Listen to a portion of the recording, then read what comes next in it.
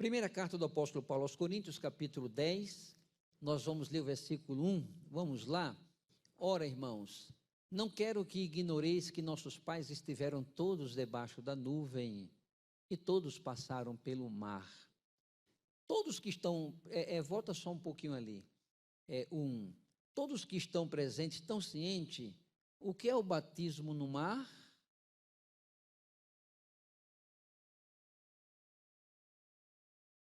O que significa batismo no mar? Então a gente vai repetir, tá bom? Versículo 2 vai dizer: todos foram batizados em Moisés, na nuvem e também no mar. Versículo 3, e todos comeram de um mesmo manjar espiritual. Versículo 4, o 5 vai ser o último. E beberam todos de uma mesma bebida espiritual, porque bebiam da pedra espiritual que os seguia, e a pedra era Cristo. Versículo 5, mas Deus não se agradou da maior parte deles, pelo que foram prostrados no deserto. Vamos orar? Pai, eu quero te dar graças, eu quero te agradecer por tudo, continua nos abençoando, continua, Pai, usando a tua palavra como a tua instrumentalidade, Senhor, para purificar, para trabalhar na nossa interioridade. Queremos te pedir isto na unção do teu Espírito. Coloca a tua palavra que será ministrada de forma contínua. Abençoa teus filhos que estão aqui no santuário e aqueles que nos veem, Senhor, pela internet, pela mídia, pelo Facebook, pelo Instagram da igreja, pelo Twitter, enfim, por todas as mídias, ó Deus, necessárias e também que nós temos por tua parte, em nome de Jesus, tá bom? Tome assento em seus lugares, glória a Deus. Olha só, para que você compreenda isso é sempre importante, a repetição traz o aprendizado. Paulo aqui nesta carta, neste capítulo 10 em especial, Paulo está falando ou fazendo um quadro comparativo daquela turma que estava caminhando pelo deserto e nós que estamos caminhando por esta terra com o nosso destino que é os céus. E quando Paulo trata acerca disto, ele vai falar trazendo uma admoestação, de uma certa forma, uma advertência. Para quê, pastor? Para que não ocorra conosco o que ocorreu com muitos daqueles que saíram peregrinando pelo deserto depois de ter sido agraciado por Deus e tirado com a sua mão forte lá da opressão de Faraó e da opressão do Egito. A Bíblia vai dizer que durante toda a peregrinação, Deus os abençoou. Eles queriam água, Deus providenciava água. Eles queriam pão, Deus providenciava pão. Eles queriam carne, Deus providenciou carne. Então eles contemplaram as maravilhas de Deus. Mas o texto vai dizer no versículo 15, o 5, do mesmo texto que nós acabamos de ler, diz que mesmo assim, Deus não se agradou da maioria deles. Isso nos leva a uma inferência. Inferência significa uma dedução lógica, ou uma dedução dentro do nosso racional lógico. Nos leva a entender que mesmo que Deus faça e contemple a cada crente com milagres, isto não seria suficiente para a nossa salvação. Milagre não salva ninguém, mas o que salva é nós entendermos a palavra, interiorizarmos a palavra e aceitarmos o sacrifício de Jesus Cristo na cruz do Calvário. É isso que leva a crente à sua salvação. Aí Paulo vai falar a respeito de batismo no mar. O que significa batismo no mar? Significa redenção. Deus nos redimiu através do sangue de Jesus. Quando Paulo fala a respeito de batismo no mar, nunca mais se esqueça, significa a nossa redenção, é o batismo no mar.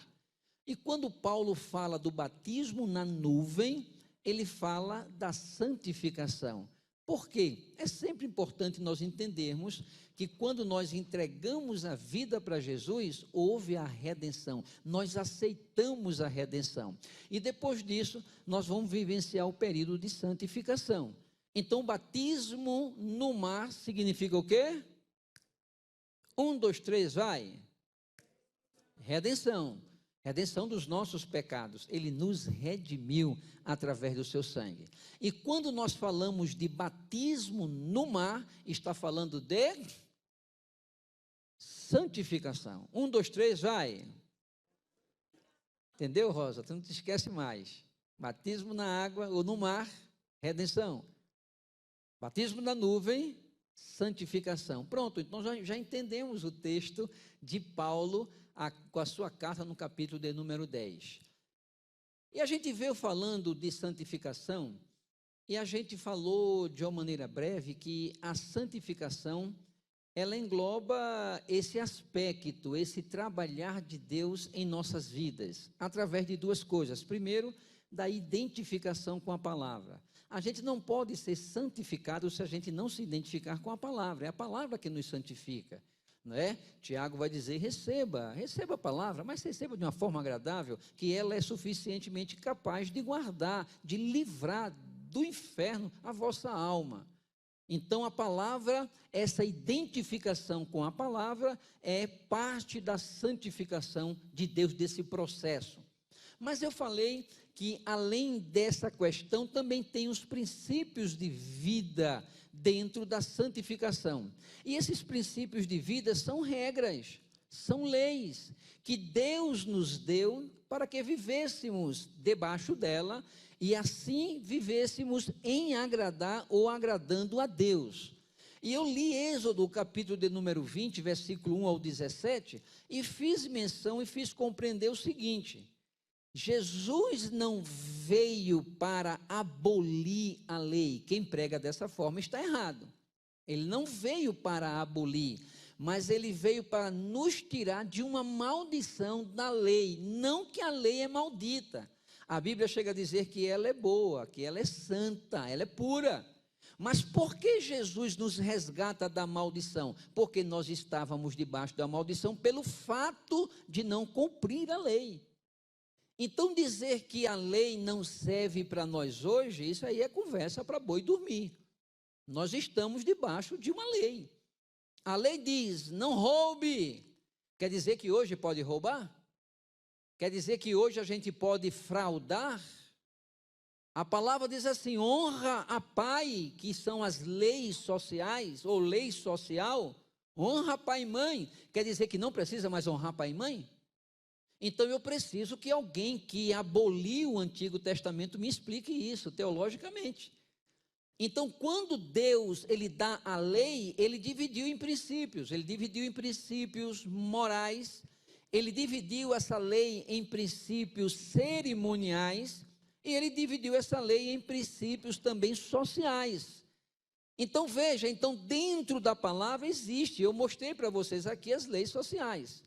Como é que eu me relaciono socialmente com vocês? Né? Imagina que a palavra, ela nos corrige. Como é que nós somos irmãos e eu falo de você às escondidas ou por trás de você? Então a Bíblia, ela traz uma recomendação, que a gente não pode fazer isto. Não pode. Se a gente tem alguma queixa contra o nosso irmão, a gente chama ele, olha, não gostei, não foi legal. Eu entendi assim que você fez comigo, não sei se foi isso mesmo, não daria para a gente conversar, e a gente conversa e acerta, porque é assim que a igreja vive. Então existem essas leis sociais, para que a gente esteja enquadrado dentro de um princípio que agrada a Deus. Aí eu falei de outras leis, e hoje eu falei da lei cerimonial. Essa lei cerimonial é Deus nos enquadrando dentro de um princípio de adoração. Estão lembrados? A lei cerimonial é Deus dizendo, eu quero que você me adore.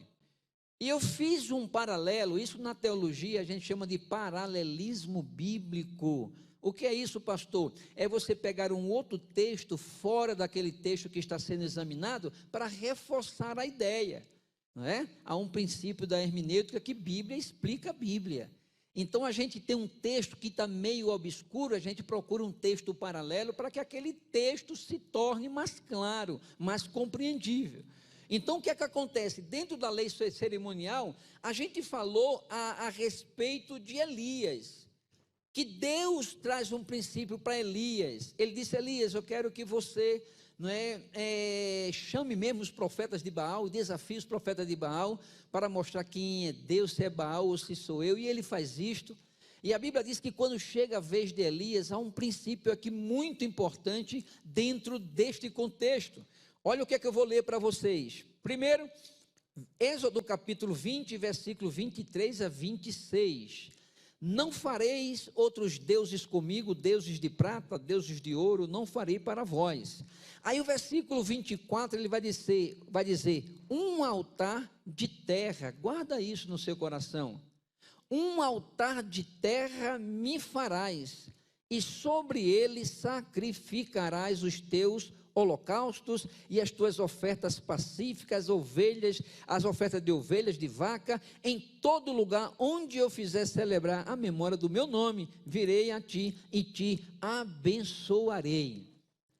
Olha só, Deus está dizendo, faça um altar de terra.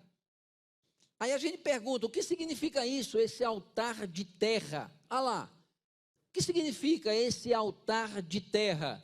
Aí eu falei na semana passada que essa terra aí, dentro do original hebraico, é o barro. Ou seja, nós somos feitos de barro. Então, quando ele diz assim, faça um altar de terra, é óbvio que era literal.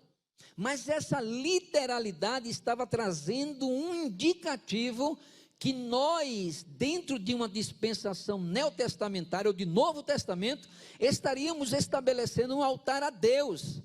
Aí Paulo pega o gancho e vai dizer assim, não sabeis que o vosso corpo é templo do Espírito Santo? Então, quando o Êxodo fala, Moisés dizendo assim, levante, Deus mandando um altar de terra, de barro, a gente subentende que Deus aceita hoje um sacrifício vivo. E quem é esse sacrifício vivo, pastor? É você, querido. Então, quando você está andando, você está oferecendo um sacrifício vivo a Deus. Quando você obedece à palavra do Senhor, está acontecendo um sacrifício vivo a Deus. Quando você dá testemunho com a sua vida, você está sacrificando o seu próprio corpo e dizendo, Deus está sendo glorificado.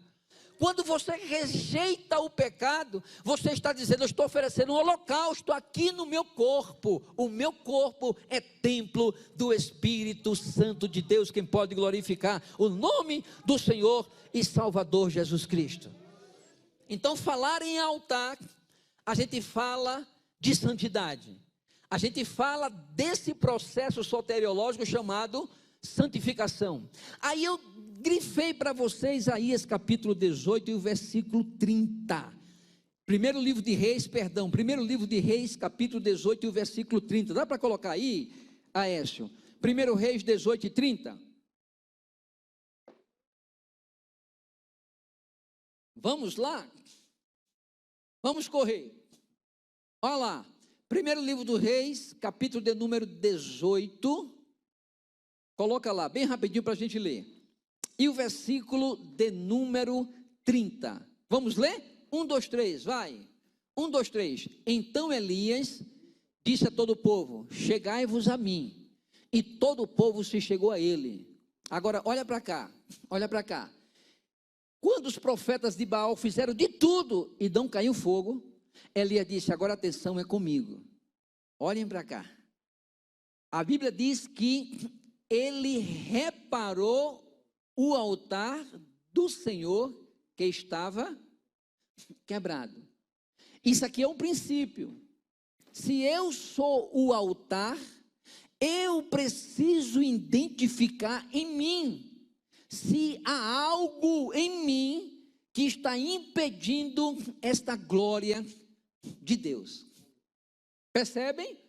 Então Elias consertou, reparou o altar.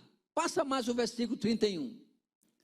Aí ele vai dizer, e tomou 12 pedras, conforme o número das tribos dos filhos de Jacó, o qual veio a palavra do Senhor, dizendo, Israel será o teu nome. Puxa lá agora, Aécio, para o versículo de número 32. Versículo 32. Vamos ler? Toda a igreja? E com aquelas pedras edificou o altar em nome do Senhor. Depois, ele fez o quê? Ele fez um rego em redor do altar. Então veja bem, esse rego que ele fez em volta do altar era para colocar água. Dentro da simbologia bíblica, a água, dependendo do contexto, representa a palavra, mas também representa a ação do Espírito Santo de Deus. Não tem como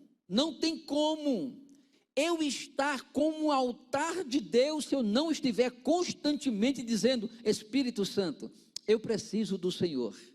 Vocês estão lembrados, lá em Lucas 15, não precisa colocar, quando aquela mulher perde a sua dracma, veja que o texto diz que ela fez uma série de coisas, mas antes de qualquer coisa fazer, a Bíblia diz que ela acendeu a candeia. Esse acender a candeia é uma representação da iluminação interna que o Espírito Santo faz em nós. É por isso que quando a Bíblia diz que quando você for orar, entra lá no teu quarto em secreto, porque teu pai que te conhece em secreto, ele vai te abençoar. Ou seja, agora sou eu e Deus. Eu vou orando e vou dizendo: Espírito Santo, me ajuda, aclareia na minha mente aquilo que está impedindo a tua glória chegar sobre a minha vida. Ouça o que eu vou dizer. Nós temos que estar em constantemente comunhão com Deus.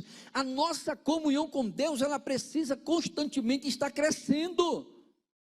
E se a nossa comunhão com Deus não está crescendo, a gente não pode culpar ninguém. A gente tem que olhar para dentro de nós mesmos para saber o que é que está acontecendo. A gente tem que olhar, isso aqui não tem nada a ver com esposo, não tem nada a ver com mãe, não tem nada a ver com esposa, isso aqui não tem nada a ver com pastor, isso aqui não tem nada a ver com a instituição religiosa, mas isso aqui tem a ver comigo. Deus, por que eu estou assim? Eu quero que o Senhor, através do seu Espírito, mostre para mim por que é que eu estou tão frio, por que é que eu estou tão desanimado. Eu preciso saber. E o Espírito Santo vai trazer a verdade, porque aqui diz que Elias consertou o altar. E além de consertar, ele precisa que a água esteja em volta do altar. Esta água simboliza a palavra, simboliza o Espírito Santo de Deus. Se tem uma coisa que aclareia a mente do crente, é a palavra. Isso aqui é a bússola. E isso aqui, meu irmão, representa a nossa santificação. Olha o versículo 33 aí, do mesmo capítulo, versículo 33. Ele arrumou a lenha e dividiu o bezerro em pedaços e o pôs sobre a lenha.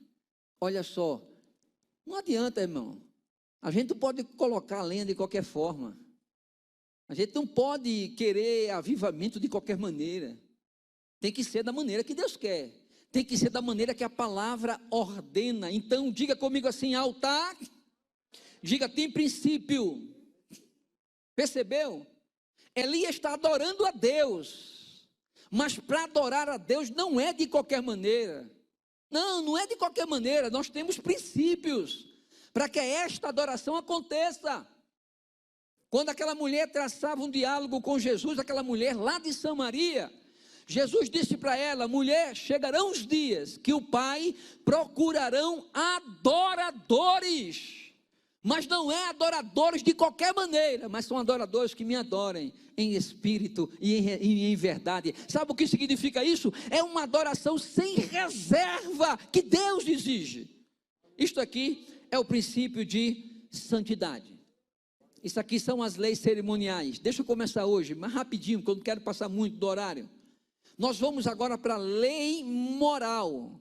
Coloca aí Êxodo capítulo 20, versículo 13 a 15. Lei moral.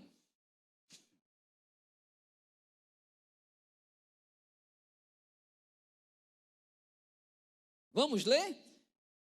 Capítulo de número 20, 13 a 15. É aí que está a lei moral. Olha lá, 13 a 15. Isto, olha só. Não matarás. Essa palavra ou esta ordem, não matarás, está onde? No Novo Testamento? Está no Antigo Testamento. Então quer dizer que Deus falou lá para não matar, mas hoje eu posso.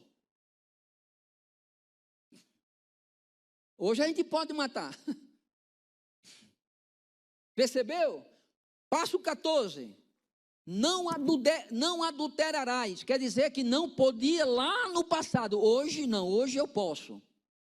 Quer dizer que pode. Aí você percebe que tem gente abolindo o Antigo Testamento?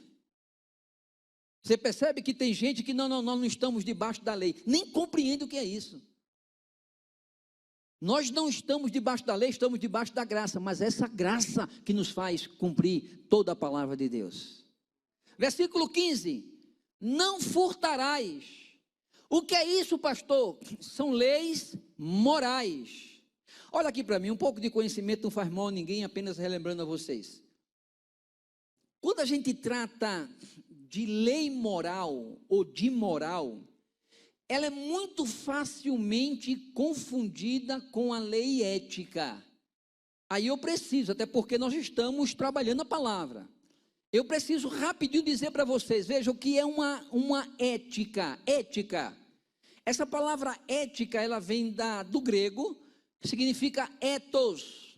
E essa palavra ethos no grego é literalmente morada, habitat, refúgio. Só que dentro da cultura grega, essa palavra ética, ela teve uma nova conotação. Ela passa a ser índole, ela passa a ser caráter. Então, quando hoje a gente fala de ética, nós estamos falando de índole, estamos falando de moral, estamos falando de algo que é íntimo ao ser humano. Só para vocês terem ideia, tem um teórico, filósofo da Grécia Antiga, chamado Aristóteles. Aristóteles, quando pensou em usar os seus preceitos pedagógicos, ele escreveu um livro ao filho dele, que foi um tratado a Nicômaco, que era filho dele. Eram livros compostos de 10 volumes. E quando ele vai tratar a respeito de ética, ele vai dizer o seguinte, que a ética é aquilo que coloca em ordem, de uma certa forma auxilia ao bem supremo, quando este é buscado pelo homem. Agora ouça-me, quando ele fala de bem supremo, ele não está falando de carro, ele não está falando de casa, ele não está falando de bens materiais, mas ele está falando de um princípio que na língua grega chama-se de eudaimonia, que é um princípio de vida edificada. Então, eudaimonia é eu buscar um princípio de vida ordenada, de acordo com os homens. Então, era isso. Então, veja, quando falar de ética, nós estamos falando desse bem supremo, que deve ser a maior busca do homem em termos horizontais, porque em termos verticais é a comunhão com Deus, mas em termos horizontais é o bem supremo, viver bem com o outro, respeitar o outro, não falar mal do outro. Então, ética é isto. Ética é quando eu me torno capaz de entender que os meus comportamentos estão ferindo os outros. Então, isso é ética. E o que é moral, pastor? A moral é costume.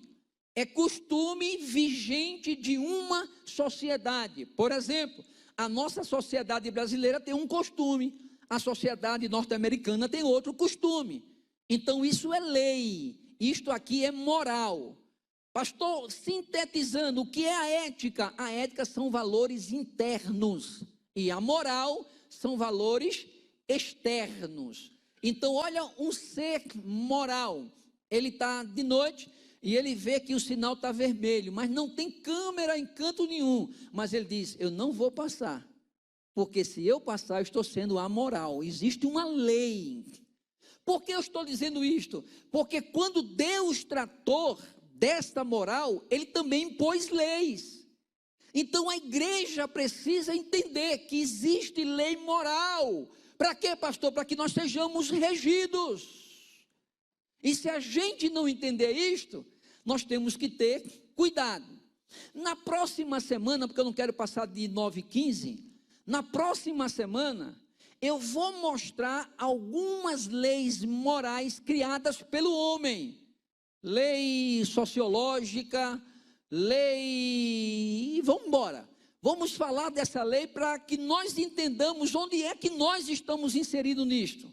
Por quê, pastor? Porque veja, quando a gente fala de lei sociológica, a lei sociológica diz que há um princípio, que a lei ela está sempre mudando. E como é que fica a igreja? A igreja é regida pela lei da sociedade ou por uma lei bíblica?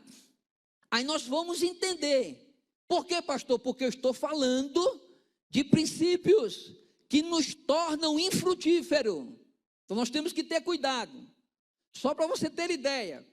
Aí começa uma novela nova na Rede Globo.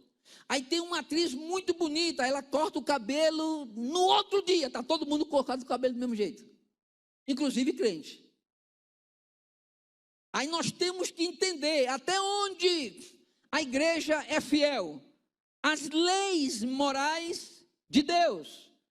Porque se nós não formos leais a estas leis, a gente se torna infrutífero. Amém? Amém? Então nós vamos trabalhar. Eu, desde que me entendo por gente, meu cabelo é cortado assim. Eu não invento moda. Ele só ficou branco, mas ele é cortado assim. Pastor, mas isso não tem nada a ver. Talvez não.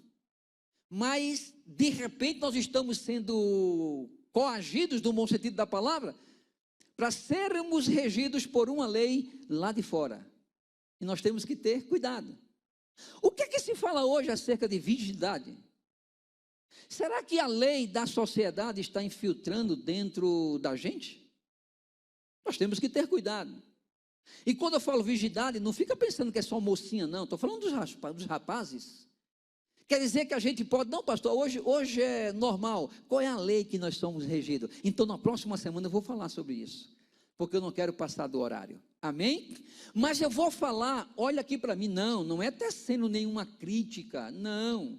Nem condenando, não. Mas para mostrar que Deus é um Deus que nos ajuda. A quê, pastor? A vivermos as leis para que nós tornemos frutífero diante daquilo que é desejo dele. Amém? Então nós vamos trabalhar isso. Nós vamos trabalhar ao longo da mensagem. E eu sei que Deus vai estar trabalhando. E à medida que nós vamos trabalhando, nós vamos nos enquadrando, dizendo, opa, eu não posso fazer isso, opa, a palavra está nos corrigindo, e Deus é glorificado. Vamos ficar de pé?